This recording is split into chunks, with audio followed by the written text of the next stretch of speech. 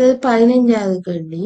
காவியா என்பவள் வடக்கு நோக்கி 10 கிலோமீட்டர் பயணம் செய்கின்றாள். பின்னர் அவள் அதிலிருந்து தெற்கு திசையை நோக்கி 4 கிலோமீட்டர் பயணம் செய்கின்றாள். மீண்டும் அவள் 2.5 கிலோமீட்டர் கிழக்கு நோக்கி பயணம் செய்கின்றாள் எனில் ஆரம்ப திசையிலிருந்து எவ்வளவு தூரத்தில் உள்ளார்? இதுல டிஸ்டன்ஸ் தான் கொஸ்டின் அப்ப பார்த்தோம்னா ஃபர்ஸ்ட்டுக்கு வடக்கு வடக்கு தெற்கு கிழக்கு.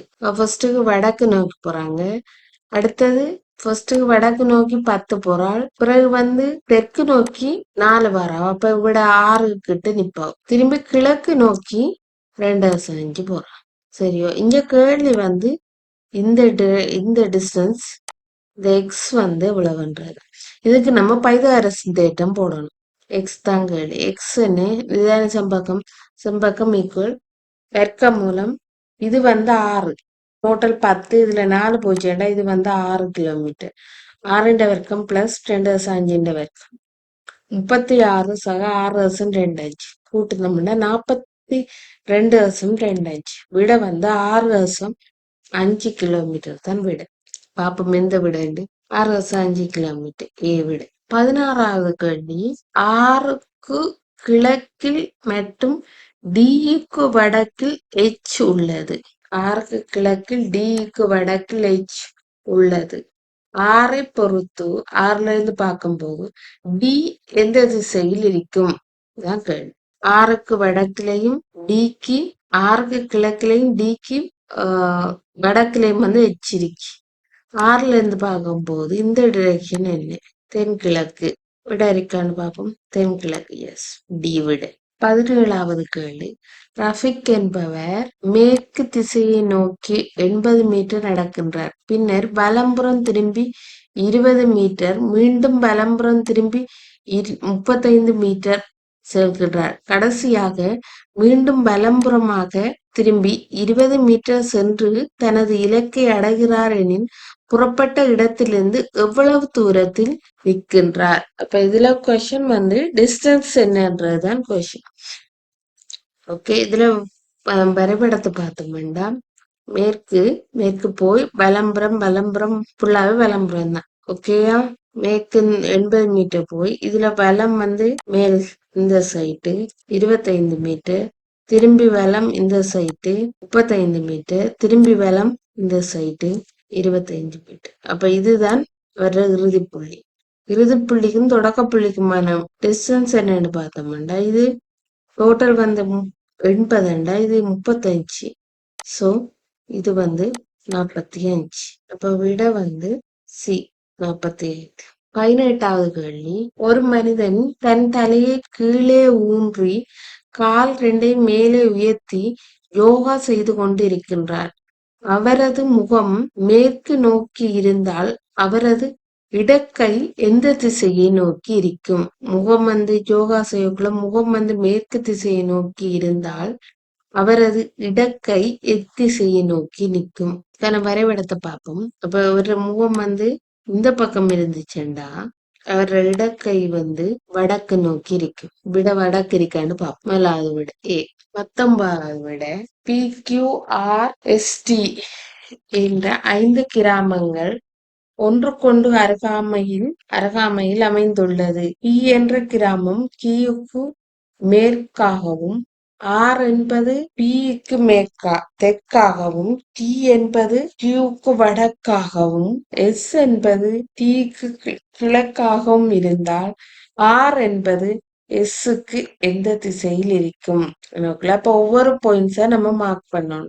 இந்த வரைபடம் காட்டுட்டோம். இதுல முதலாவது பாயிண்ட்ஸ் பி கியூக்கு மேற்கு நோக்கி. அடுத்தது ஆர் பியில இருந்து தெற்குல. அடுத்தது கியூல இருந்து வடக்கு நோக்கி D.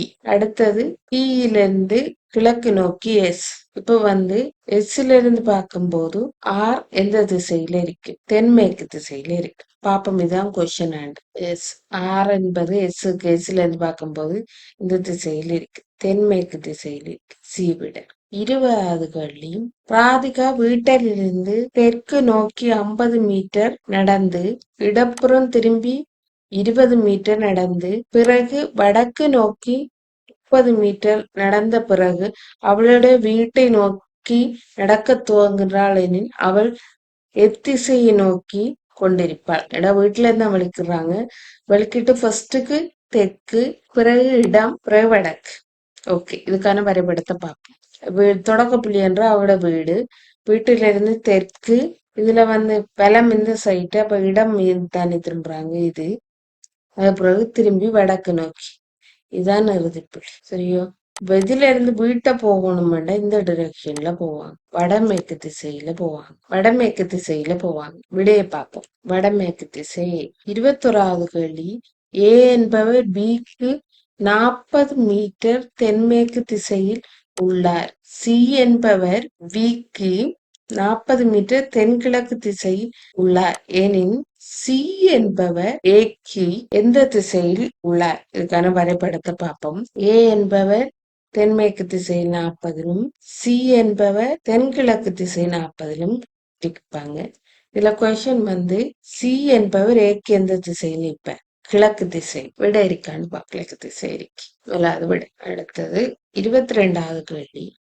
B Q R STUBW என்ற பேர் வட்ட மேசையின் திசையில் சம இடைவெளிகளில் அமர்ந்துள்ளனர். அவர்கள் கடிகார முள் சுழலும் திசையில் அமைந்துள்ளனர். பி என்பவர் வடக்கு திசையில் உள்ளார் எனில் எஸ் என்பவர் எத்திசையில் உள்ளார். வரைபடம் அப்படி வரணும். இதுதான் அதே PQRSTUBW இருக்காங்க. இதுல ஒரே தரவு பி வடக்கு திசையில இருக்காரு. அப்ப இதை வடக்கு திசைக்கு செட் பண்ண மாட்டார். இவரு தென்மேற்கு திசையில நிப்பார். எஸ். விட இருக்கான்னு தென்மேற்கு திசை இருக்கு. டி விட. ஒரு கடிகாரம் 4:30 மணி காட்டுகின்றது. பெரிய முள் கிழக்கு நோக்கி இருந்தால் சிறிய முள் எத்திசையில் இருக்கும். வரைபடத்தை உண்மையான ஒரு கடிகாரம் இருந்தா பெரிய முள் தெற்கு நோக்கி நிற்கும். ஆனா பரவம்படி என்ன சொல்றாங்க? பெரிய முள் கிழக்கு நோக்கி நின்றால், அப்ப இந்த முள்ள இங்க கிழக்குல கொண்டு வச்சோம்னா இது வடகிழக்கு நோக்கி நிற்கும். சின்ன முள் வடகிழக்கு. டி விட. 24வது கேள்வி. ஒரு நாள் காலை சூரியன் உதிக்கும் ரீட்டா மற்றும் கீட்டா ஒருவரை முகம் பார்த்து பேசிக்கொண்டு இருந்தனர். கீதா நிழல் ரீட்டாவின் வலப்பக்கம் விழுந்தால் கீதா எத்திசையை நோக்கி அமர்ந்திருப்பாள். சரியோ?